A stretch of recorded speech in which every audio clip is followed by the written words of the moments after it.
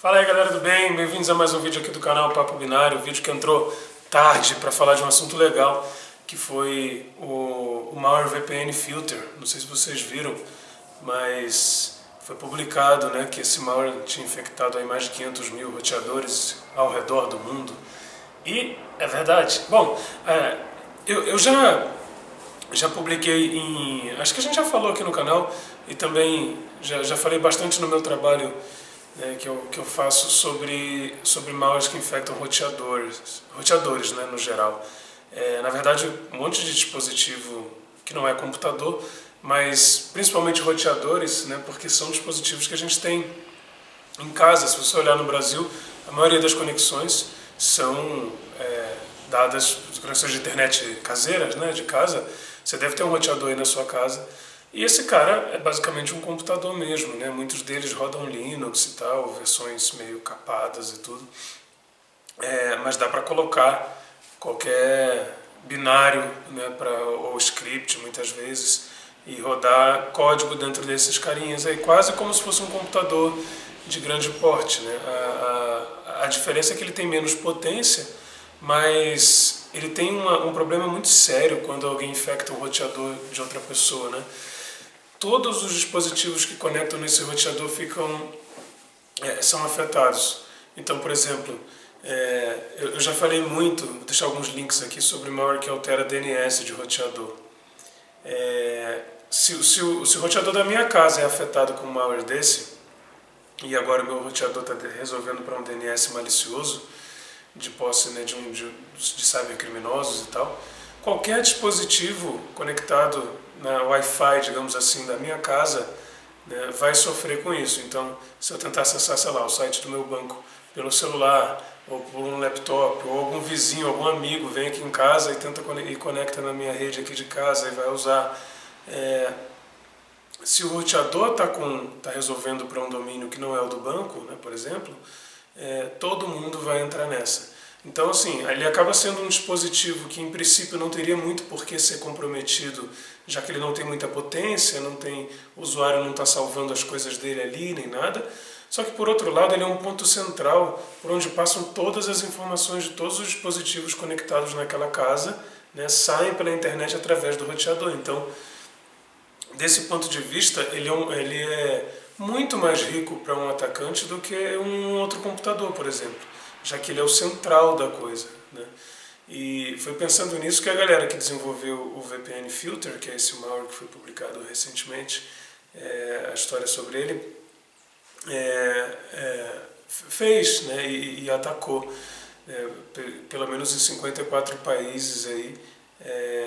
O Brasil em si não era em princípio, né, dos países que foi claramente alvejado assim, mas tem vítimas no Brasil também, porque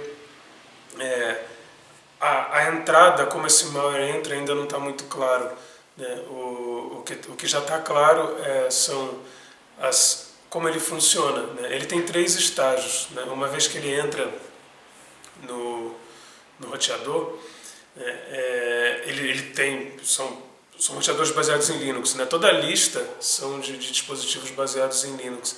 Então ele tem rotinas de se manter persistente ali, ou seja, se por acaso ligar, desligar, rebootar, coisas do tipo, a não ser que haja uma restauração de fábrica, né? Ele se mantém ali. E eu achei ele muito robusto, assim, muito sofisticado, né? Ele baixa, depois que ele já infectou, já está tudo certo do ponto de vista do malware ali, ele baixa imagens, né, de servidores de imagens livres, que obviamente os atacantes colocaram lá. Dentro dessas imagens tem coordenadas GPS, né, e dentro dessas coordenadas tem informações sobre de onde ele tem que baixar a segunda parte do malware, que eu chamei de 3 estágios, né, de onde ele baixa o estágio 2. Então, assim, só isso daí já é suficiente para não levantar praticamente nenhuma suspeita. Ainda mais que, normalmente, esses dispositivos, tipo roteadores e tal, você tem lá os seus, né, você recebe da operadora seus roteadorzinhos em casa, você nem imagina que precisa colocar um antivírus ou coisas do tipo nele, né? Ninguém se preocupa com isso. Soluções de segurança dentro do roteador, mas agora já está começando a cair a ficha, né? Já tem roteadores sendo vendidos com soluções de segurança embutidas para tentar evitar esse tipo de ataque. Então assim, não tem jeito, o negócio virou mais uma preocupação para o usuário, é o roteador e a segurança dele, né? Tudo bem que muitos dos dispositivos encontrados tinham questões de senha padrão, ou já tinha vulnerabilidades publicadas sobre ele, não estava na última versão do firmware, mas mesmo assim, para o usuário técnico fica até simples, né, entender isso e manter um roteador com senha legal e senha forte e última versão do firmware.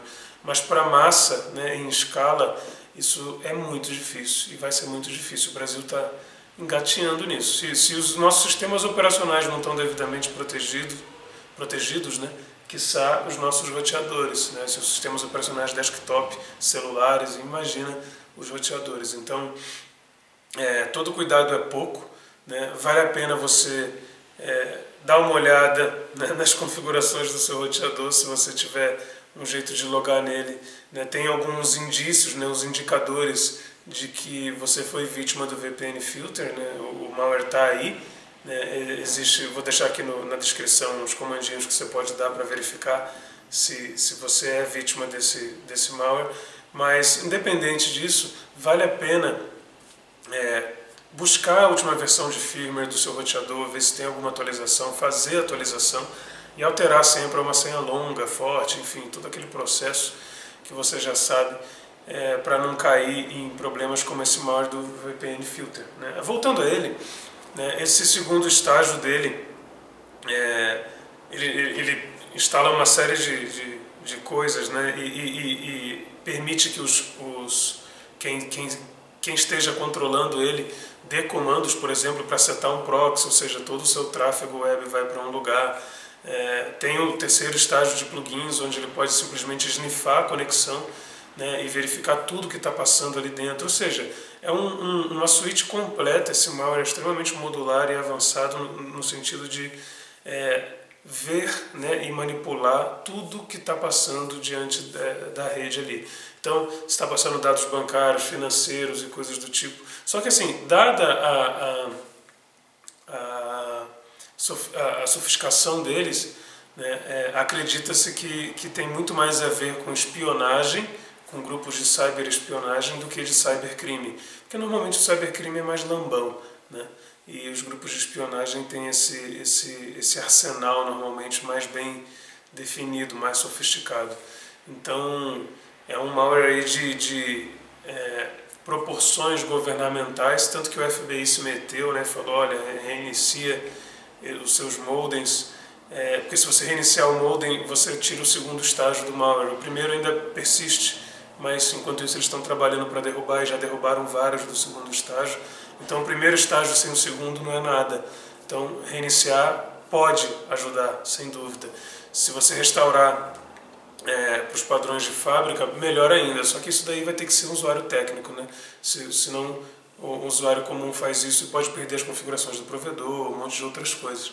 Então é isso, né? Queria só falar um pouquinho sobre o VPN Filter, porque é uma área de roteadores, que é uma área que eu estudo bastante. Eu não cheguei a olhar exatamente o VPN Filter inteiro, né? Como ele, os detalhes técnicos, a análise dele é uma área muito grande, né? Super modular, não dá para olhar isso em um dia e fazer um vídeo, né? Isso demoraria muitas horas, mas não é o primeiro como ele, né? E certamente não vai ser o último. A gente tem no Brasil vários exemplos de malware brasileiros que atacam os roteadores, muitos de alteração de DNS e coisas do tipo. A gente já teve exemplos de ataques a famílias inteiras de uma marca de roteador só. Então, assim, é sem dúvida um dispositivo, né, servindo como lembrete a ideia do VPN Filter, de que é um dispositivo que merece atenção. E, claro, quem estiver estudando análise de malware, quiser pular aí para estudar um pouquinho de análise nesse ambiente, né, em MIPS, arquiteturas diferentes do x86, vale a pena também. Tá um prato cheio aí, um momento bom de entrar nessa área. Beleza? Então é isso, galera. Valeu. Até o próximo sábado tem aula do Zero, curso de engenharia reversa online. Não perde, dá aquele teu like esperto aí, compartilha, faz aquele processo todo. Um abraço. Tchau.